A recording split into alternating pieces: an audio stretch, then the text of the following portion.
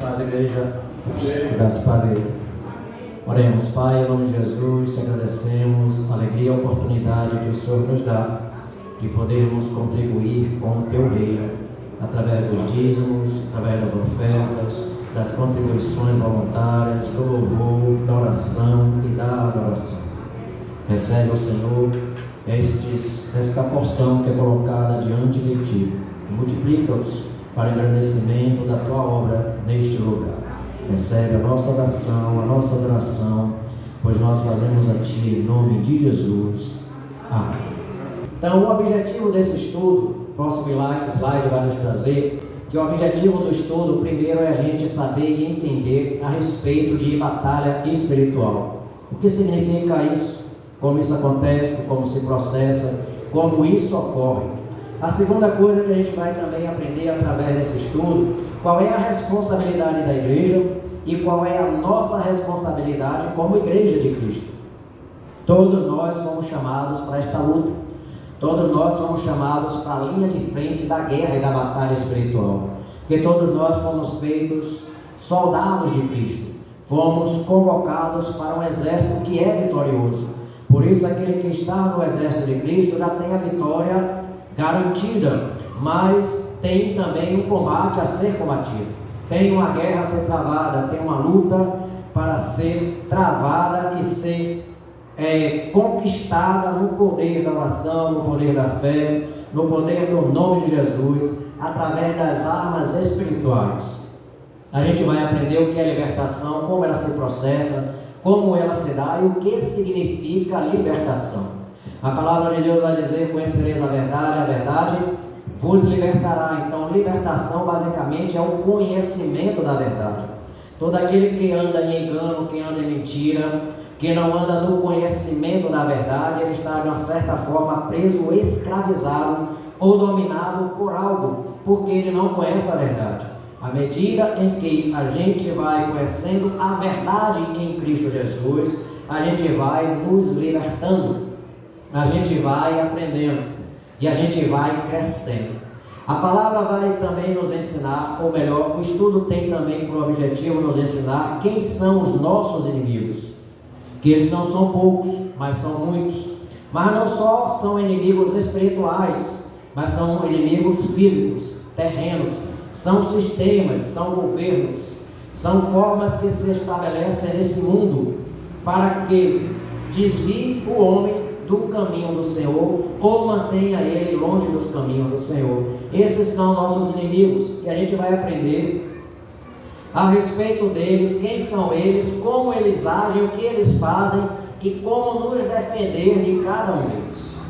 Quinto, como agir na libertação, ou seja, qual é a forma, qual o comportamento, qual a atitude, qual a posição que você deve ter diante de um momento de libertação. O que é um momento de libertação? Um momento de oração, de guerra, de intercessão. É um momento de batalha espiritual em que a gente está lutando para que a alma de alguém seja livre, seja curada ou seja liberta. Isso é agir em libertação.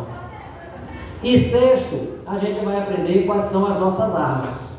Porque Deus, Ele nos chamou, nos capacitou, mas Ele também nos habilitou. E para que a gente possa batalhar no mundo espiritual, a gente precisa ter armas. E a gente precisa conhecer essas armas e como usá-las.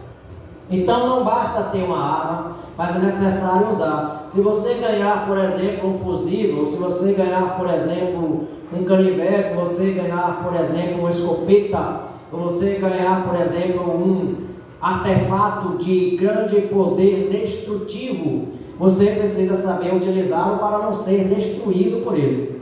Então as nossas armas, elas são armas que a gente precisa ter a definição, ter o conhecimento e saber usá-las. O próximo ponto vai trazer assim: quem são nossos inimigos? A gente vai começar trabalhando exatamente conhecendo quem são os nossos inimigos, como eles agem, como eles trabalham e o que eles fazem para nos enganar. Primeira coisa que a gente aprende, o nosso primeiro inimigo é o mundo. O mundo aí fora que nos cerca, o sistema, o governo.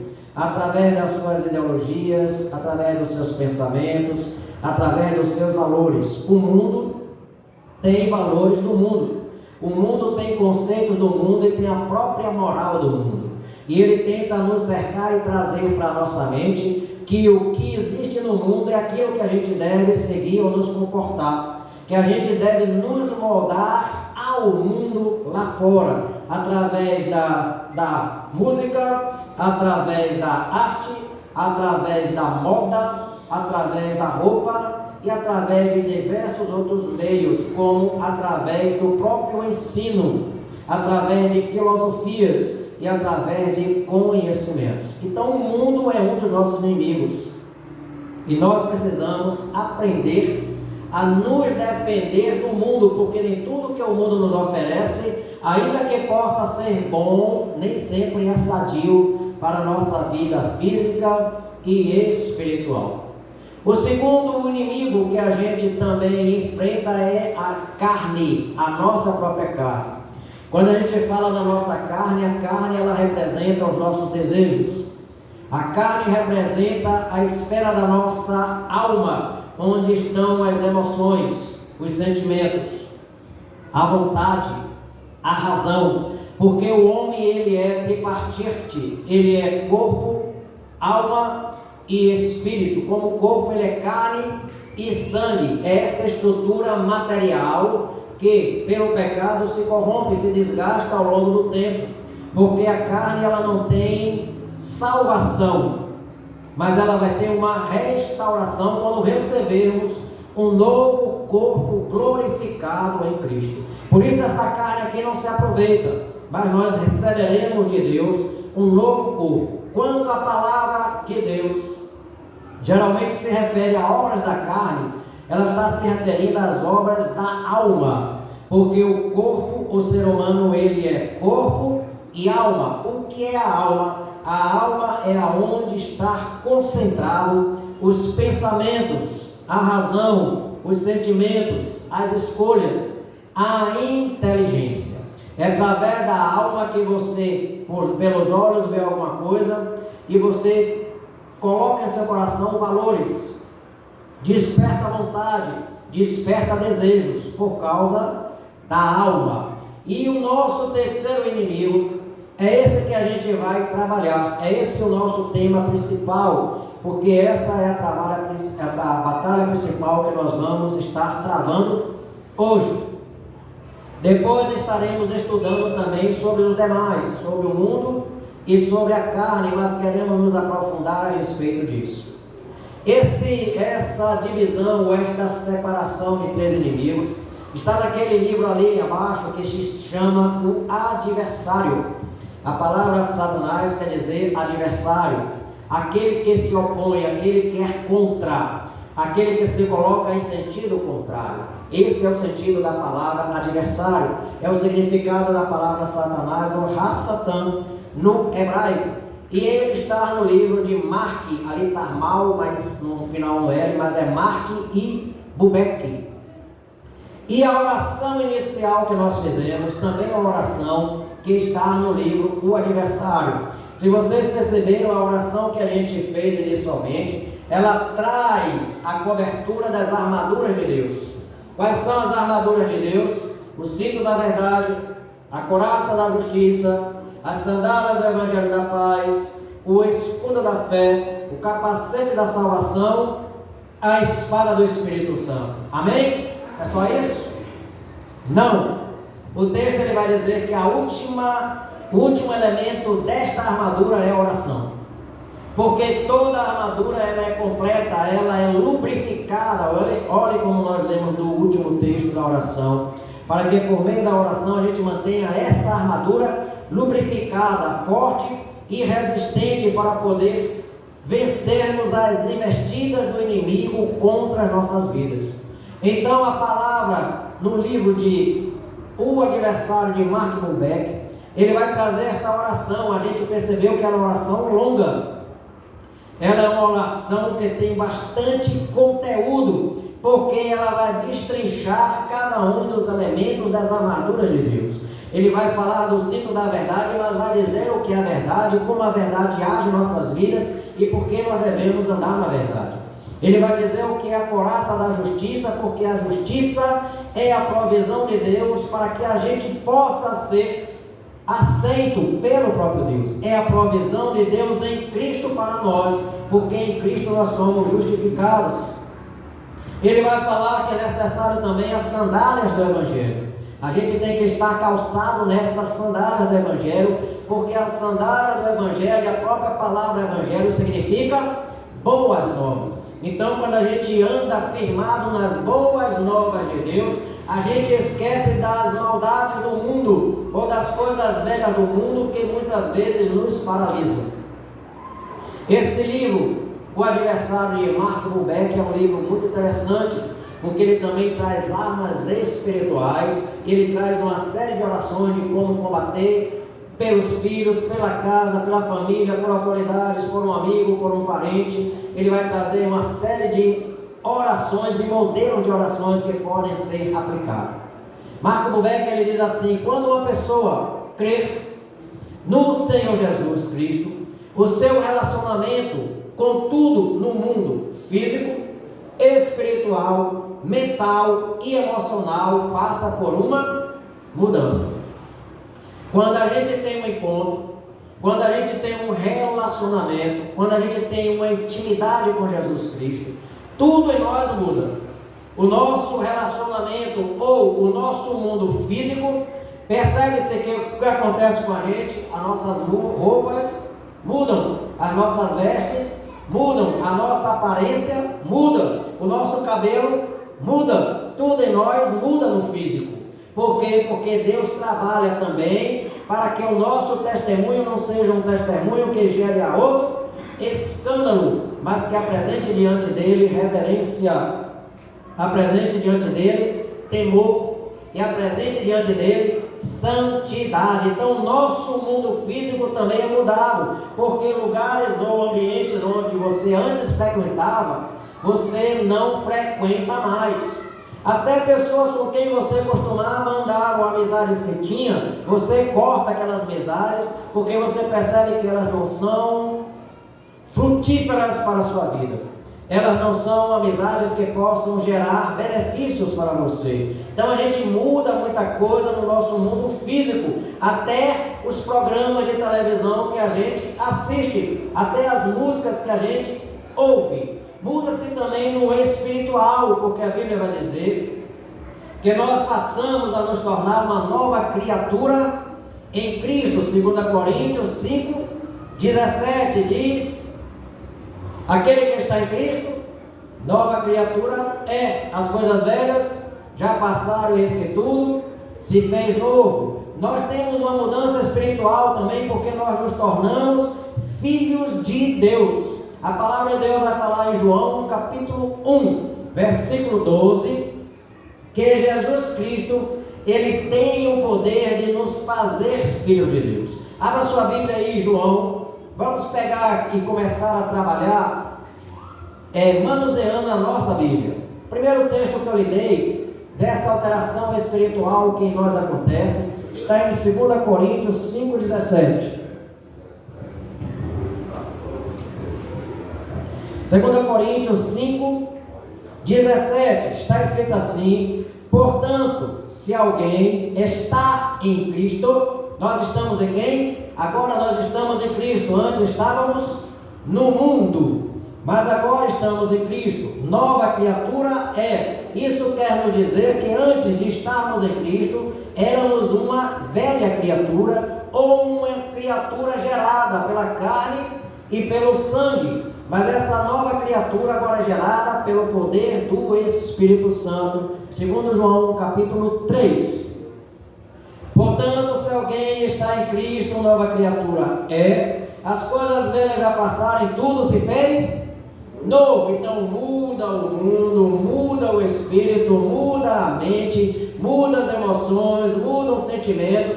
Tem que mudar. Se a gente não mudou em nada, então não houve conversão, porque convergir é uma mudança de direção. Convergir é voltar a rota para a direção correta, em direção ao Senhor Jesus Cristo. Quando o navio está em um sentido, ele faz a conversão, ele muda de sentido. Isso é o significado de convergir. Nós mudamos no mundo físico, no mundo espiritual e no mundo mental, porque nós nos tornamos também cidadãos dos céus. Filipenses capítulo 3, versículo 20. Filipenses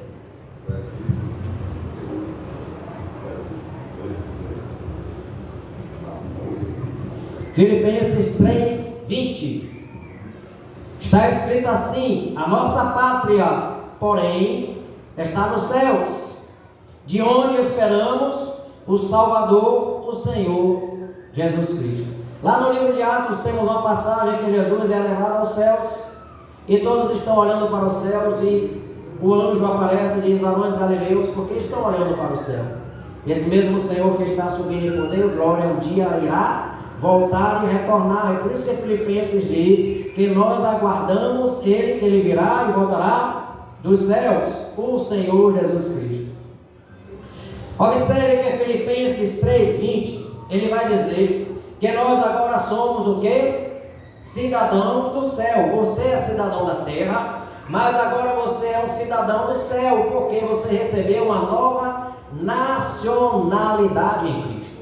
Então, o que lhe faz diferente das demais pessoas no mundo? Primeiro, é que você se torna uma nova criatura, 2 Coríntios 5,17. Segundo, é que você se torna filho de Deus, 1 João capítulo 1, versículo 12.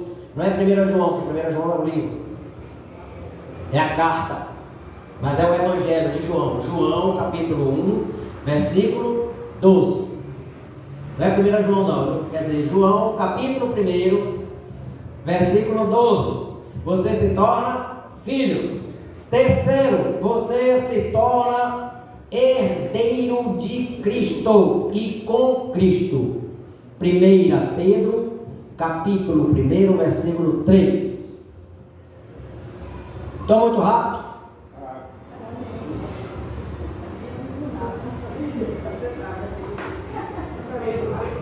Vamos desacelerar. Vamos desacelerar. 1 Pedro capítulo 1, versículo 3 e 5. Eu estou testando a habilidade de vocês manusearem a Bíblia e achar os textos com rapidez, porque uma das armas que o crente tem é a palavra de Deus, e você precisa saber usar esta palavra com rapidez. Com rapidez. Em uma guerra, aquele que já assistiram o filme de Faroeste? Assistiram? Quem vence é o que puxa a arma primeiro, né? É o que atira primeiro, exatamente. Então, 1 Pedro, capítulo 1, versículo 3 ao versículo 5. Acharam? Diz assim a palavra: bendito seja o Deus e Pai de nosso Senhor Jesus Cristo, que segundo a sua grande misericórdia, deixa eu desacelerar na fala também, nos gerou de novo. Nós fomos o quê? Gerados de novo, o que confirma João capítulo 1, versículo 12, e o que confirma 2 Coríntios 5,17. Fomos gerados de novo, tornados uma nova criatura, para uma viva esperança, pela ressurreição de Jesus Cristo dentre os mortos, para uma herança incontaminável, que jamais perecerá ou perderá seu valor, guardada nos céus para vós. Então, o que esse texto está dizendo? Que nós somos herdeiros com Cristo e em Cristo. Para quê? Para uma nova esperança guardada no céu para nós. E essa esperança, ela se concretiza por meio de Jesus. Efésios capítulo 1, versículo 18. Efésios 1, 18.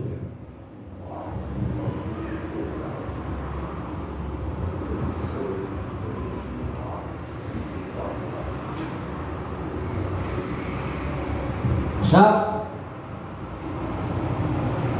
oro também para que sejam iluminados os olhos do vosso entendimento, para que saibais qual seja a esperança para a qual ele vos chamou, e quais as riquezas da glória da sua herança nos santos. Então você tem uma herança para receber juntamente com todos os santos. E a palavra de Deus ainda vai trazer para nós Romanos 8,17. Tem outros textos mais que vão nos trazer essa qualidade de que nós somos herdeiros em Cristo e com Cristo. Romanos 8,17.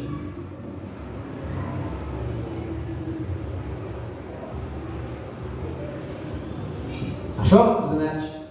Zé está rápido ali, viu? Diz assim, ó: se nós somos filhos, logo somos também herdeiros, herdeiros de Deus e co-herdeiros de Cristo, se é certo que com Ele padecemos, para que também com Ele sejamos glorificados. Que esse texto está dizendo que nós mudamos fisicamente, espiritualmente, mentalmente e emocionalmente, porque passamos por uma grande mudança. Passamos a ser uma nova criatura em Cristo, passamos a ser herdeiros em Deus, passamos a ser cidadãos dos céus. Então são coisas que nos habilitam e nos colocam em uma posição de privilégio diante de todos os demais que ainda não tiveram encontro com o Senhor Jesus. Amém? Posso ir adiante aqui? Alguma dúvida até agora? Algum questionamento? Passa adiante, por gentileza. Qual é o objetivo do inimigo? A gente precisa saber e conhecer qual é a intenção dele. O que é que ele quer, o que é que ele pretende? A primeira coisa que ele deseja é ocupar corpos. Mateus capítulo 12, versículo 43, 45. Quando a gente fala lá João 10:10, o inimigo veio para matar, roubar e destruir. Essa não é tão somente a intenção dele, mas a intenção para que ele possa realizar os seus intentos. Está ali Mateus capítulo 12, versículo 43 ao 45. Mateus 12, 43 ao 45.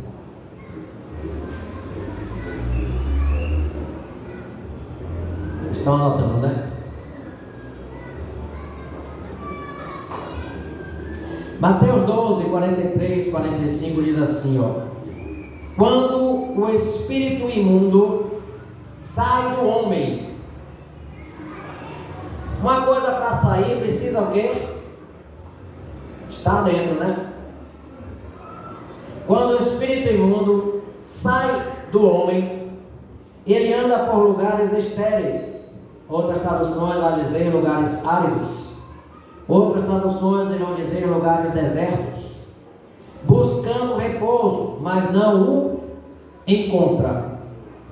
Então ele diz: voltarei para a minha casa, de onde saí, e voltando acha desocupada, varrida e em ordem. Então qual é a primeira intenção ou intento do inimigo?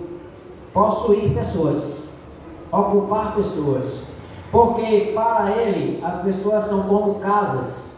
O que é uma casa? Uma casa é um lugar onde você pode repousar. Uma casa é um lugar onde você pode descansar. Como os nossos inimigos são espíritos e eles não possuem corpo físico ou material, para que eles possam ter legalidade para andar nesse mundo, eles precisariam estar em corpos. Os corpos só não foram dados aos homens. Deus nos fez corpo, alma e espírito. Nós possuímos um corpo físico e nós possuímos um corpo espiritual unido a um corpo físico. Mas o inimigo não tem um corpo físico, ele tem apenas um corpo espiritual. Então o que ele busca fazer? Ele busca entrar em pessoas, porque ele considera que essas pessoas seriam para eles casas, onde ele poderia descansar. E a Bíblia vai dizer assim, quando ele sai, ele anda por lugares estéreis buscando repouso, mas não encontra. Então ele diz: voltarei para a minha casa de onde saí. E voltando, acha desocupada, varrida e em ordem. Ou seja, ele acha a casa do mesmo jeito como ele saiu. Então ele volta com 7 piores. É por isso que a palavra de Deus nos chama a um compromisso de meditação na palavra, a um compromisso de leitura na palavra, a um compromisso de jejum e oração, para que a gente possa preencher essa casa que ficou limpa e que ela não se torne suja novamente. Porque o inimigo, ele tem na mente ou na ideia dele de como ele ocupa corpos durante muito tempo. Ele acha que é dono do corpo, ele acha que é dono ou proprietário de alguém, e por isso muitas vezes há uma relutância para que ele não queira sair de um corpo em um momento de libertação. A Bíblia vai dizer assim, que o objetivo dele é ocupar corpos, porque através da ocupação do corpos ele tem domínio. Você lembra lá de Gênesis? A palavra de Gênesis vai falar sobre a questão de domínio, que quando Deus fez o homem, Deus deu ao homem domínio sobre os peixes do mares, as aves do céu, os peixes terrestres, os animais terrestres e sobre toda a terra. Mas quando o homem pecou, ele perdeu esse domínio, e ele deu esse domínio para o inimigo. Então o inimigo, ele quer ter um domínio completo das coisas. Por isso a palavra de Deus, ele não vai nos mostrar que a intenção do maligno é ocupar corpos, mas ele não tem o direito de ocupar corpos, porque ele já está de uma forma ilegal nessa própria terra. 2 Coríntios 2, 10 e 11. Olha o que diz ali 2 Coríntios 2, 10, 11.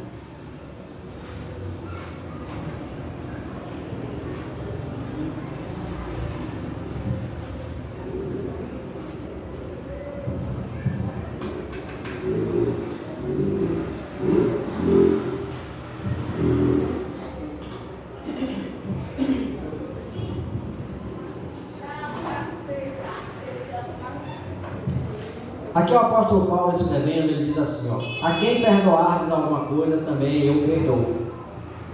E o que eu perdoei, se é que tenho perdoado, por amor de vós o fiz, na presença de Cristo, para que não sejamos vencidos por Satanás, pois não ignoramos os seus ardis. O que é que Paulo está falando aqui? Ele está falando do poder do perdão. E ele está falando que a falta de perdão é uma armadilha do inimigo para poder agir contra a vida de alguém. Paulo diz assim, que nós não devemos ignorar os seus ardis. Efésios 4 vai dizer assim, não deis lugar ao diabo, não se ponha o sol sobre a vossa ira. E o versículo seguinte diz, não deis lugar ao diabo. Então a gente tem que entender que existe um inimigo espiritual. E esse inimigo espiritual, ele quer ocupar corpos, porque ele acredita que esses corpos são a sua morada. Por que ele quer um corpo? Porque no corpo ele encontra descanso, ele encontra repouso, mas ele traz sobre aquele que está sob o domínio dele perturbação, doenças, enfermidade, angústia e uma série de coisas maléficas ao próprio ser humano. A segunda coisa, a intenção dele é matar, roubar e destruir. Não existe nada de bom no nosso inimigo. Ele é mau, a sua natureza por excelência é má e perversa. Ele não dá nada para alguém com uma mão que não arranque com as duas.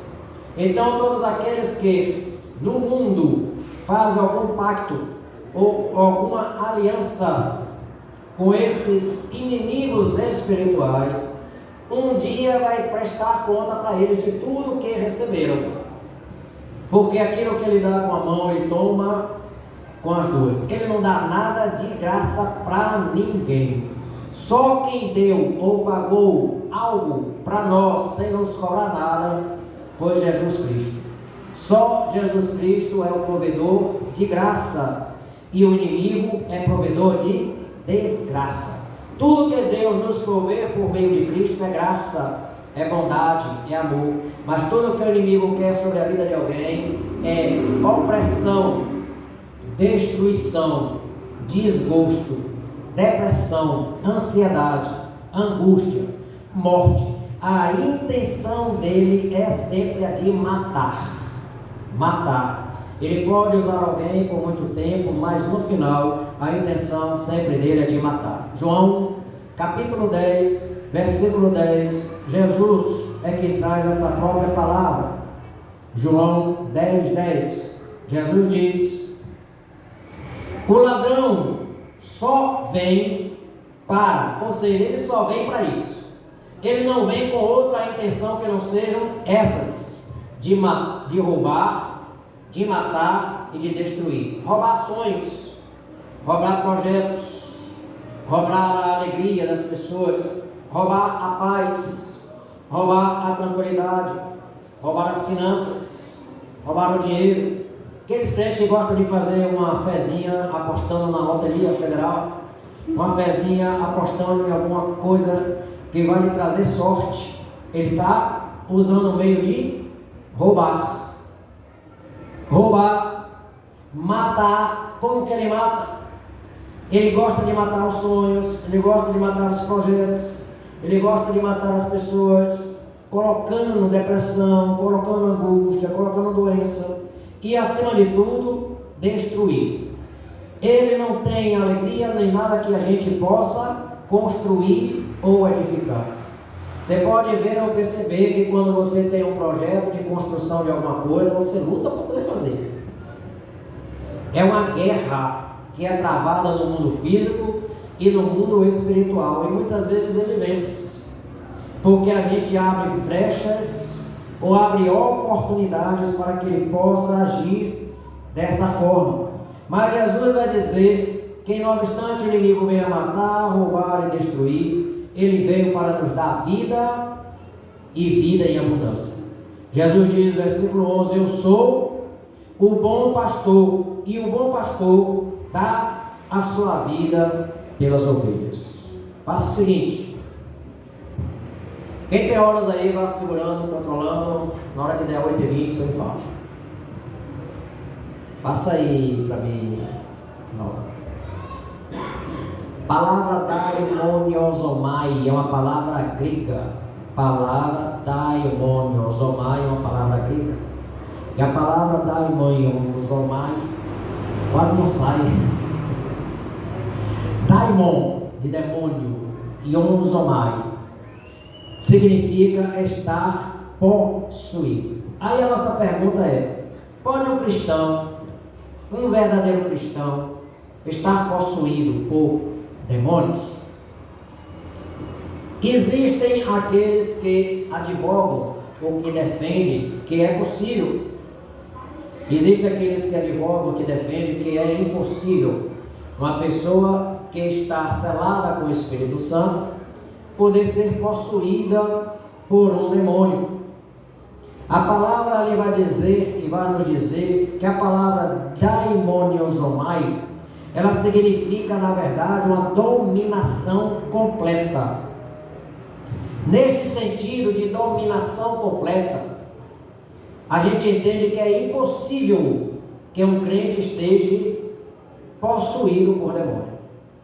Ele pode ter uma influência sobre o crente, porque existem outras denominações que se chamam possessão ou obsessão, que são outras formas de influência demoníaca, mas que a gente vai estudar mais aprofundadamente adiante, porque não nos interessa nos aprofundar tanto nisso aqui.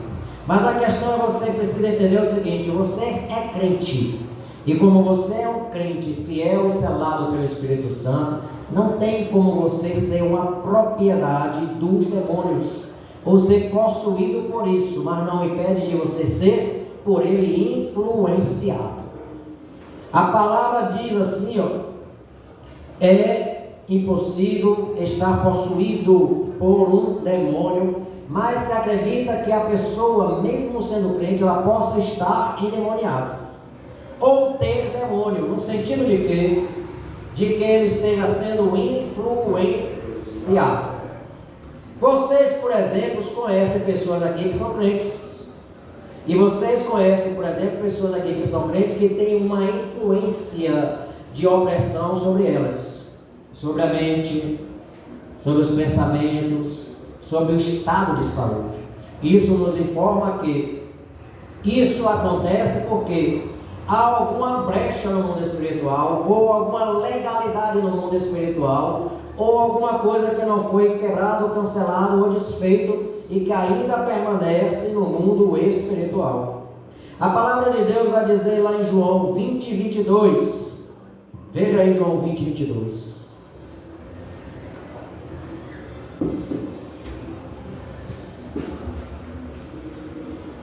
Coloca o próximo aí, gente.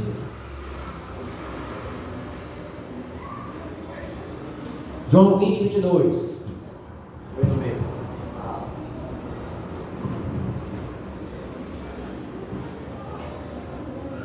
João 20, 22 diz assim, eu vou começar do versículo 19. É quando Jesus já havia ressuscitado e ele aparece aos discípulos. O versículo 19 vai dizer assim: chegada a tarde daquele dia, o primeiro dia da semana, e estando fechadas as portas do lugar onde estavam os discípulos, com medo dos judeus, chegou Jesus e se pôs no meio deles, e lhes disse: paz seja convosco. Tendo dito isto, mostrou-lhe as mãos e o lado. Os discípulos se alegraram ao ver-lhe o Senhor. Disse-lhe Jesus de novo: paz seja convosco. Assim como o Pai me enviou, eu vos envio. Dizendo isso, Jesus soprou sobre eles e disse o quê? Recebei o Espírito Santo. Ora, que interessante. Aqui Jesus já havia ressuscitado, encontrou com os discípulos, e agora ele sopra sobre os discípulos o Espírito Santo. Isso significa que os discípulos ainda não tinham o Espírito Santo. Significa que eles ainda não tinham recebido o selo do Espírito Santo. Porque há dois momentos diferentes e distintos com o Espírito Santo. Um é receber o Espírito Santo. O segundo é ser revestido de poder do Espírito Santo. Quando Pedro, ou quando Jesus pergunta aos discípulos: quem diz o homem que eu sou? E alguns falam, dizem que eu sou Elias, ou um dos profetas. E Deus coloca na mente de Pedro a palavra de que Jesus é o Filho do Deus vivo. E Pedro declara: tu és o Filho do Deus vivo. Mas ainda nesse mesmo contexto, mais adiante, Jesus disse que seria necessário que ele fosse preso, crucificado e morresse. E aí Pedro se levanta e diz: de jeito nenhum, Senhor, isso nós permitiremos. Na minha linguagem, né? Não é na linguagem de hoje, na linguagem do pastor Samuel, Pedro disse que de forma alguma nós permitiremos que isso aconteça. Aí o que é que Jesus diz para ele? Para trás de mim, Satanás. Estava Pedro possesso de demônio? Não. Estava Pedro possuído de demônio? Não. Mas Pedro estava naquele momento influenciado por um demônio. Por quê? Principalmente porque Pedro ainda não havia recebido o Espírito Santo. Porque existe um recebimento do Espírito Santo e existe um revestimento de poder. Lucas 24, 49 e 53. Lucas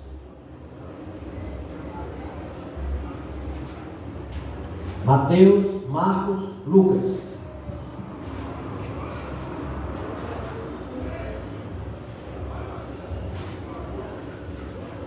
(24, 49 e 53). Jesus diz assim, eu envio sobre vós a promessa de meu Pai, mas ficai na cidade até que do alto sejais revestido. Que revestimento de poder é esse?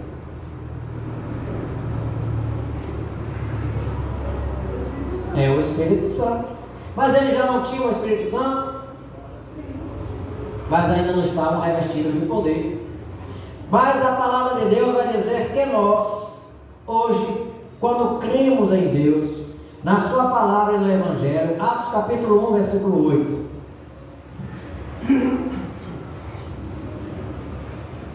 Atos 1, 8.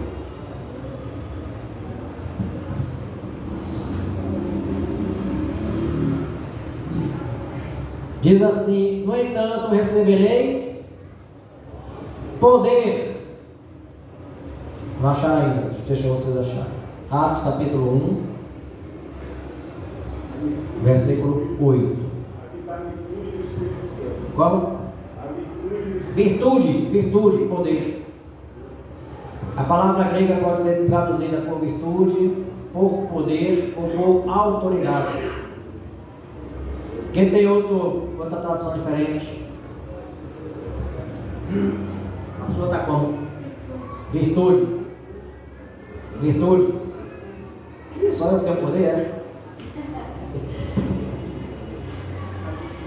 Virtude. No entanto, recebereis poder ao descer sobre vós o Espírito Santo, e sereis minhas testemunhas, tanto em Jerusalém, como Judeia, Samaria e até os confins da terra. Então existem todos dois momentos, porque João Batista vai dizer assim, eu vos batizo com água, mas virá aquele após mim que vos batizará com o Espírito Santo e com fogo. Alguns dizem que esse fogo é fogo de poder. Então há um revestimento de poder. Mas bora para aquele texto ali de 1 Pedro, para a gente voltar à questão do cristão verdadeiro.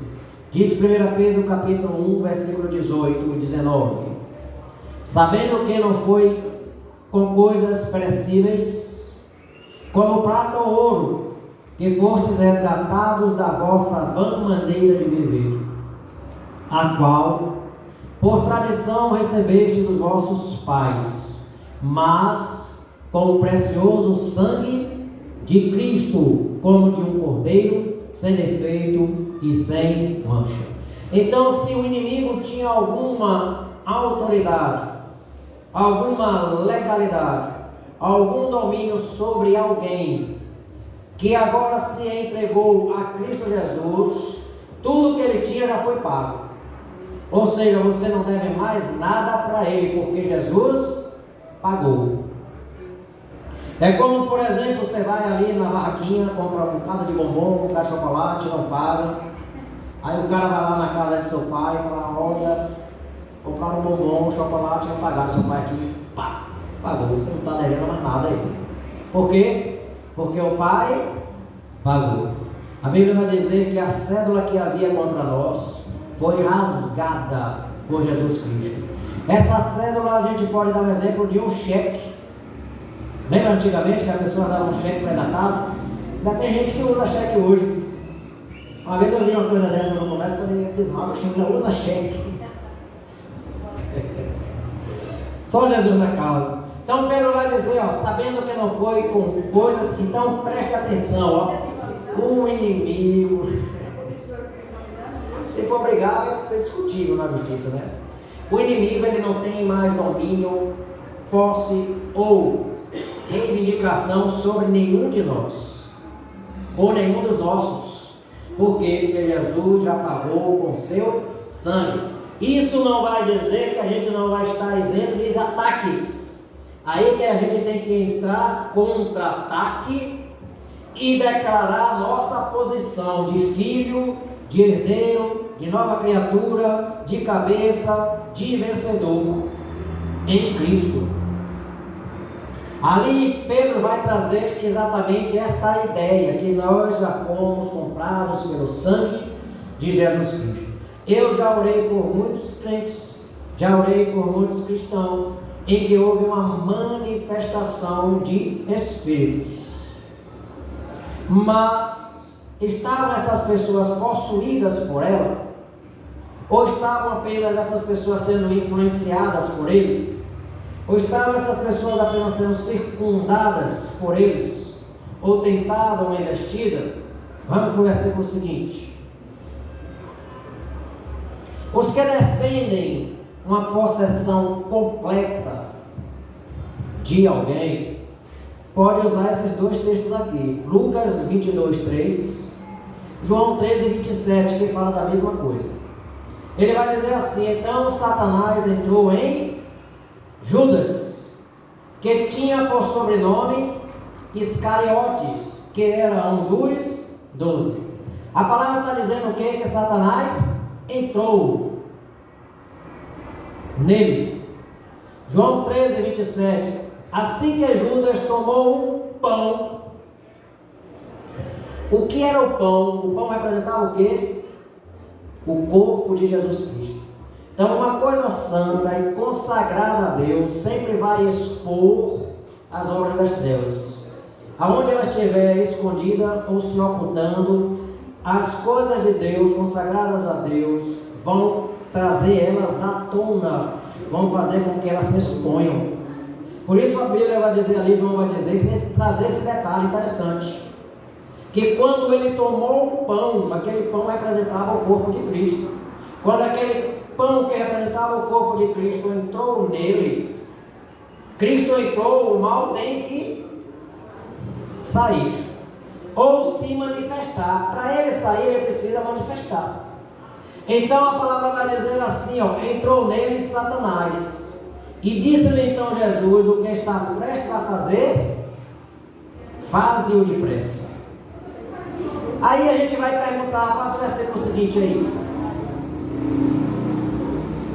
Aí a gente se pergunta, não, passa o seguinte, por esse aí.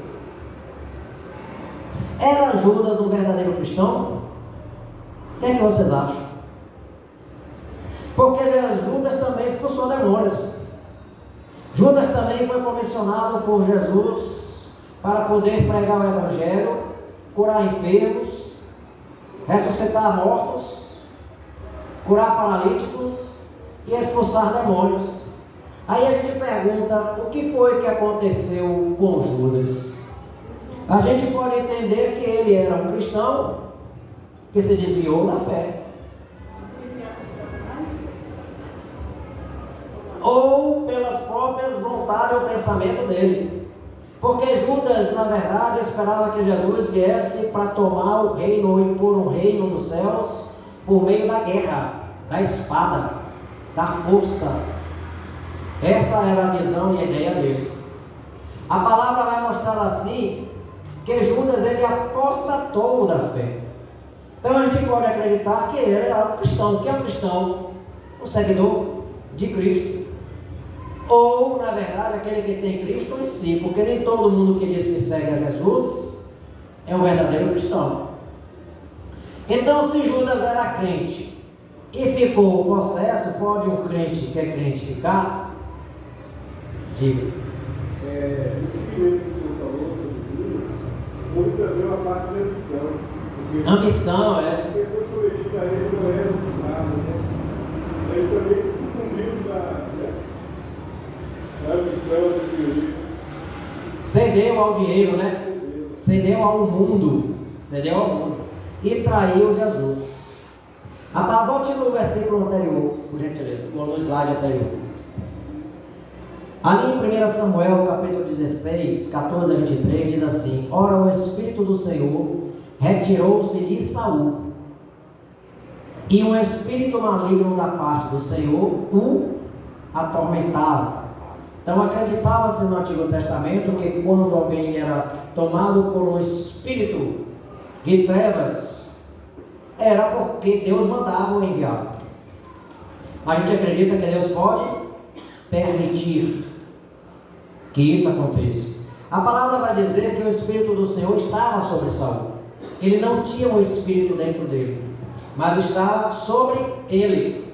E quando Saul desobedece a Deus, o que foi que Saul fez? Saul foi sacrificar uma função que não era dele, era de Samuel, o sacerdote. Ele se precipita, ele vai fazer sacrifícios para uma coisa que ele não foi chamado, em desobediência. E Saul fez outras coisas também em desobediência a Deus, quando Deus mandou conquistar determinado lugar, matar todos os animais e destruir. Ele quis manter aqueles animais vivos, sobre a desculpa de que era para dar a Deus sacrificar para o Senhor. Então, mais uma vez, ele desobedeceu. Então, no Antigo Testamento não tinha aquela coisa que tem hoje por meio da graça. Desobedeceu, foi rebelde, se desviou do caminho. Deus simplesmente fez o que com ele? Tirou o Espírito Santo. Lembram de Sansão? Sansão ficou brincando, até que cortaram os seus cabelos, não, cortaram as suas forças. Ou seja, cortaram a sua aliança com o Espírito Santo. E o Espírito Santo saiu dele que ele nem percebeu. Na hora que os filisteus vieram para pegar Sansão, que Sansão buscou resistência para lutar, cadê a força? Sumiu. Ou seja, o Espírito se retirou dele. No Antigo Testamento, uma diferença que existe é que o Espírito de Deus, ele não estava na pessoa, ele estava sobre a pessoa. Faça o seguinte. E mais não, volta. Voltando nesse texto aí. Volta aí, por gentileza. 1 Samuel 16. Olha, o Espírito do Senhor retirou-se de Saul. Retirou-se. E o Espírito maligno da parte do Senhor o atormentava. Aí como é que esse Espírito saía, esse que atormentava Saul? Esse Espírito da parte do Senhor. Eu expliquei logo no início, que no Antigo Testamento, todo o mal que era causado, toda tragédia que era causada, era atribuída também a Deus, porque não se havia esse entendimento, esse conhecimento do bem e do mal e da ação do inimigo. Então se entende ali, ele coloca ou registra que quem mandou aquele espírito maligno para Saul foi Deus. Como a gente pode entender isso? Ora, Saul pecou, está em pecado, ele abriu uma brecha, Deus permitiu. Entendeu? Esse da parte de Deus só foi uma permissão, não foi? Uma permissão.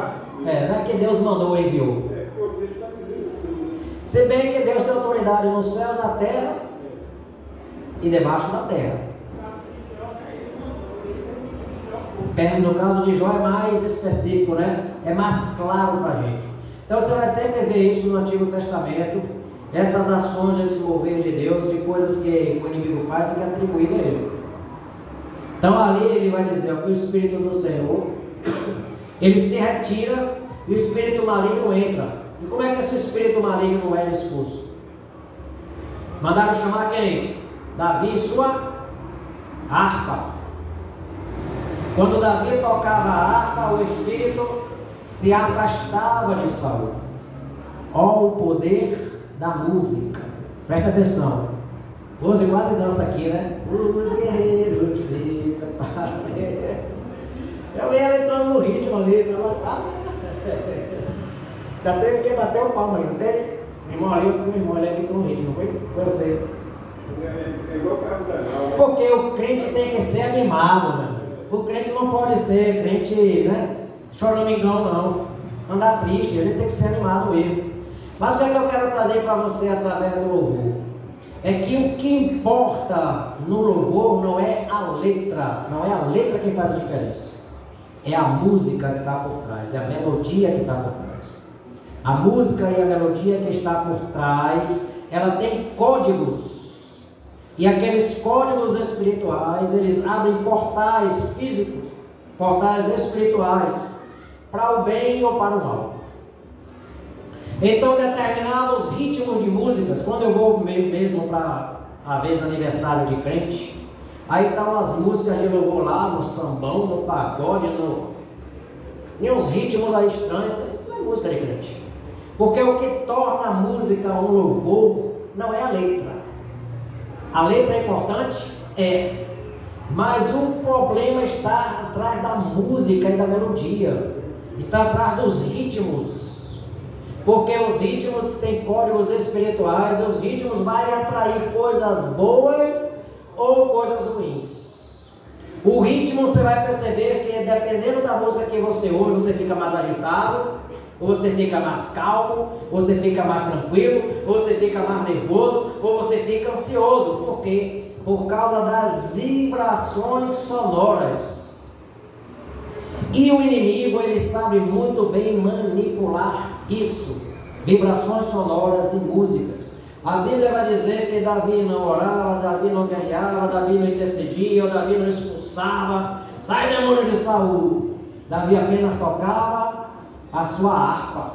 E a harpa que ele tocava, aquele louvor que ele tocava, era suficiente para manter. Bora lá para Samuel, vá. 1 Samuel. Tome cuidado com o que você anda ouvindo. Eu já estive na casa de crentes também, ouvindo músicas de crente, mas o CD era pirata. Tem problema nisso? A música é uma bênção. Jesus. Ainda bem que você usa mais CD, né? É verdade. 1 Samuel 16. 1 Samuel 16, versículo 14. Ora, o Espírito do Senhor retirou-se de Saul, e o Espírito maligno da parte do Senhor o atormentava. Por isso a pessoa está deprimida, está angustiada, está atormentada. O que é que ela tem que fazer? Bota um louvor de crente. Louvor de crente. Porque as músicas do cantor cristão são músicas que a gente fala que são músicas que fazem a diferença. Que você vê na melodia, no cântico, na música, na harmonia, que elas trazem inspiração. Não só como muitas músicas hoje aí, que só traz a pessoa para se mover, para se embalar. Os servos de Saul lhe disseram: vê, um espírito maligno da parte do Senhor te atormenta. Dize o Senhor nosso a teus servos, que está na tua presença, que busque um homem que saiba tocar harpa. Quando o espírito maligno da parte do Senhor vier sobre ti, então ele tocará com a sua mão e te sentirás melhor. Disse Saul ao teu servo: buscai um homem que toque bem e trazei-o a mim. Respondeu um dos moços: vi um filho de Jessé, o belemita. Quando você estiver aqui em cima, louvando e adorando ao Senhor, lembre-se que o louvor tem poder de libertar e de curar.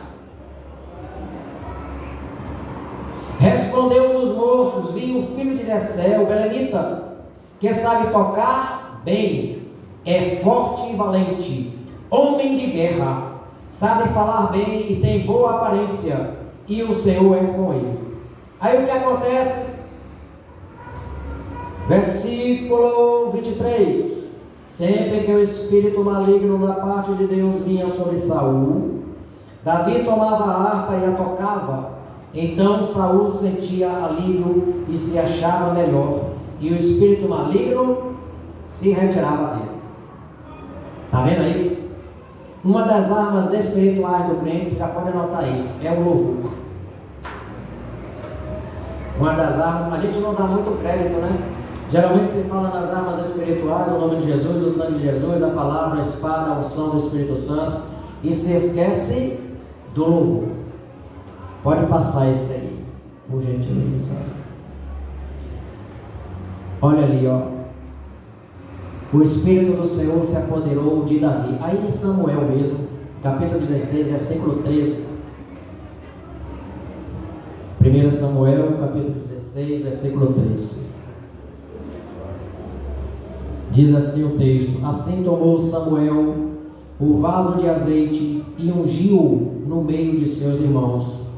E daquele dia em diante o Espírito do Senhor se apoderou de Davi.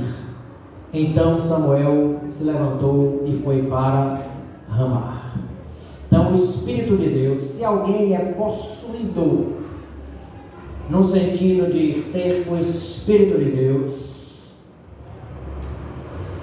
é impossível ele ser possuído pelo diabo.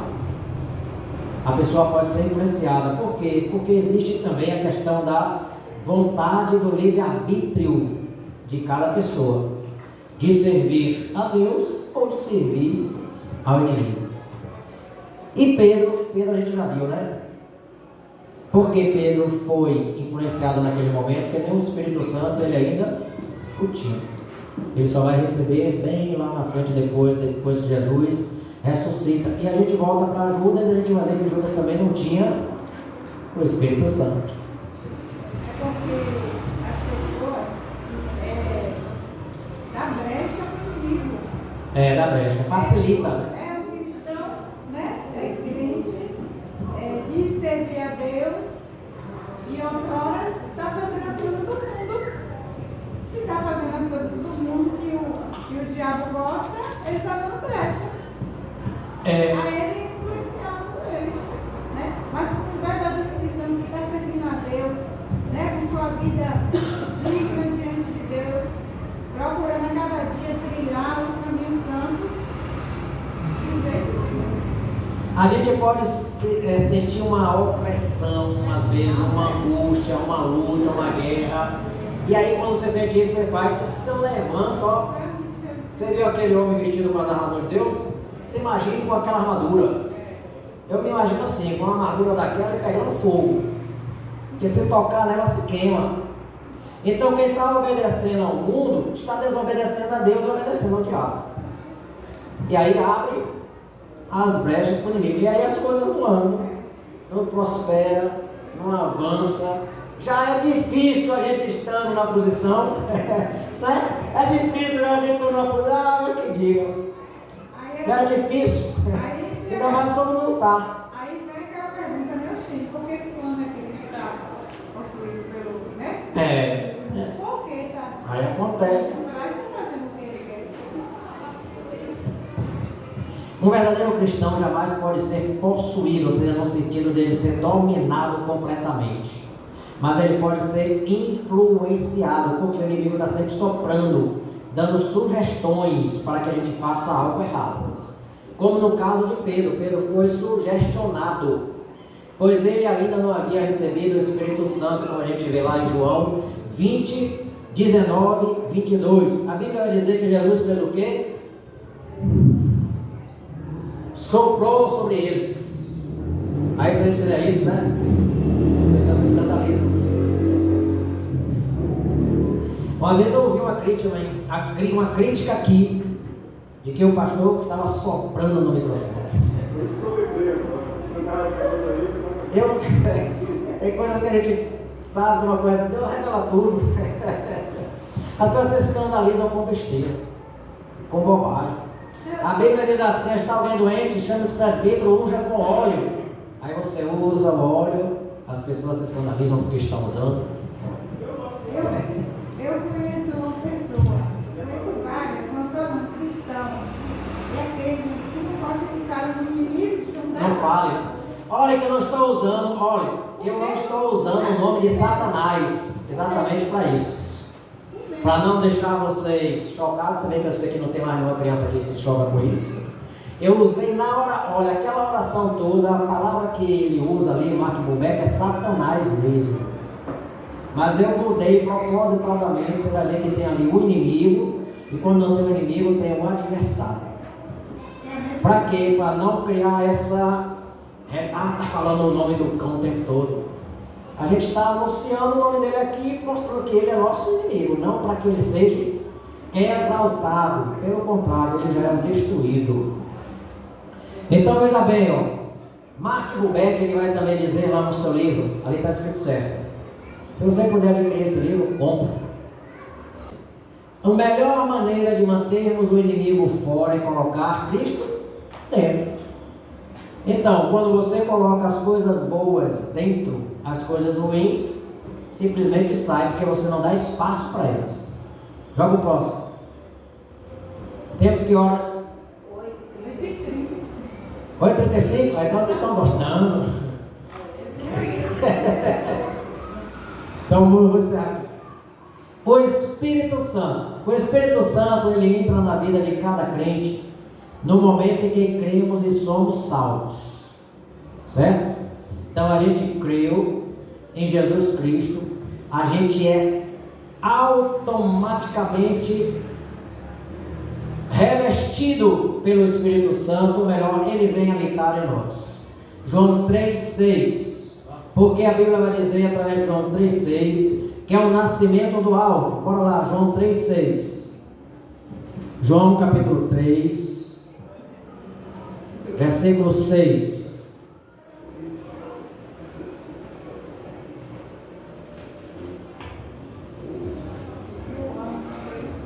Diz assim: o que é nascido da carne é carne, mas o que é nascido do Espírito é Espírito. Ou seja, o nosso Espírito, ele nasce, ele é vivificado, porque o Espírito Santo de Deus se une ao nosso Espírito. Romanos 8, 9 e 10. Atos Romanos 8, 9 e 10. Se você não pegou alguma coisa, não ficou convicto de algo, a gente pode retornar depois disso aqui. Romanos 8, 9 e 10 diz assim: vós, porém, não estáis na carne, mas no Espírito, se é que o Espírito de Deus habita em vós. Mas se alguém não tem o Espírito de Cristo, esse tal não é dele. Se Cristo, porém, está em vós, o corpo, na verdade, está morto por causa do pecado, mas o Espírito vive por causa da justiça. Então nós temos em nós o quê? O Espírito de Deus. Então veja bem, você já tem o Espírito de Deus, mas para ser revestido de poder, é isso aqui que importa. Todo crente tem o Espírito Santo? Tem. Mas todo crente anda em poder? Não. Por quê? Porque está faltando revestimento de poder. Está faltando buscar. E como é que você tem esse revestimento de poder? Quando você começa a receber de Deus dons espirituais. Os dons espirituais é quem vai lhe qualificar para travar a batalha espiritual e poder vencer. Porque o Espírito você já tem. Agora a gente precisa o quê? Crescer no Espírito Santo. Efésios 5,18 vai nos dizer, nos mostrar como é que esse poder ele cresce dentro de nós, como é que ele é formado dentro de nós.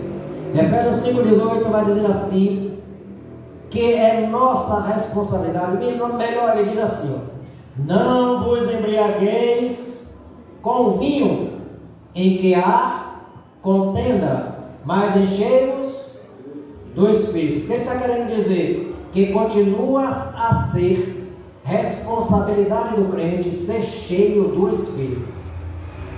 Você já tem o Espírito, mas você precisa fazer essa chama aumentar, porque à medida em que ela aumentar, o poder também virá. Então nós precisamos crescer em autoridade e em poder. Passa o seguinte aí. E o outro posso. Não, vai ter muita coisa aqui. Então vamos deixar para um outro momento. A gente vai estudar a questão da purificação do tempo, como a gente pode purificar o nosso corpo, o nosso tempo, e o que significam as figuras dos animais na Bíblia: serpente, escorpião, hiena, corvos, porcos, leões, leviatã, dragão. Vocês já ouviram muitos animais na Bíblia, né? Cavalo, leão, leãozinho. Salmo 91 mesmo fala do leão e do leãozinho. Lucas 10:19 fala de serpentes e escorpiões. O que significam esses animais? O que eles representam? Mas a gente fica para o próximo estudo que nos encontrarmos. Amém? Vamos orar? Pai amado, em nome de Jesus, nós tomamos pela fé posse da oração inicial que fizemos aqui, em que nós cobrimos e nos revestimos com as armaduras do Senhor Deus e nos mantemos firmes nela.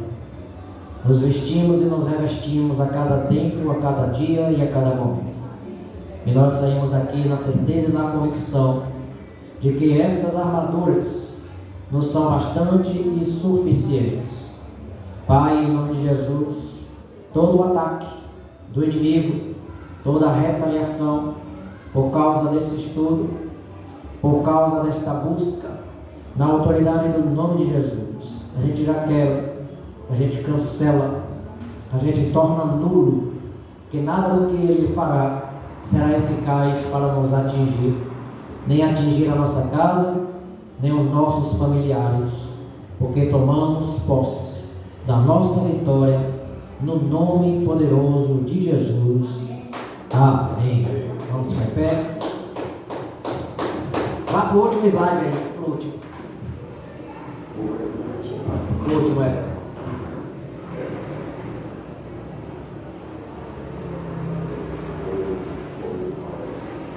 Responda. Responda. Depois você vai responder isso aí. Você anota e vai responder. Quem é o nosso real inimigo? Quais são as qualidades do crente que você identifica no filho pródigo? Eu não falei do filho pródigo, não só o primeiro, só o primeiro. A gente vai falar do filho pródigo. Amém? Se Deus é por nós, agindo Deus, a vitória é nossa, em nome de Jesus. Amém.